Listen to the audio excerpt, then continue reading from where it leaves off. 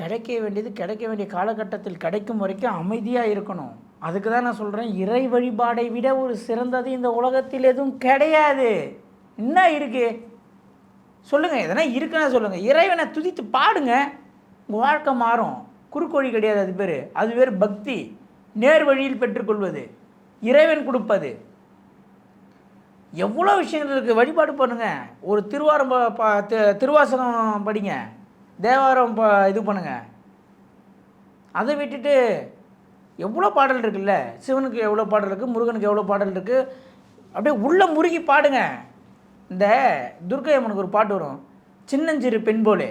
அந்த பாட்டை கற்றுக்கணுன்றதுக்காக, அந்த பாட்டை பாடணுன்றதுக்காக. பாடினா நம்ம வாய்ஸ்லாம் நம்ம பாடகர் கிடையாது, அவ்வளோ ஸ்வீட்டாக நம்ம வாய்ஸ் இருக்காது.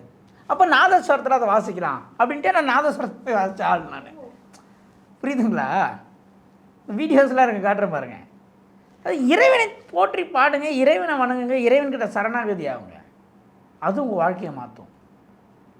அது மட்டும்தான் மாற்றும்.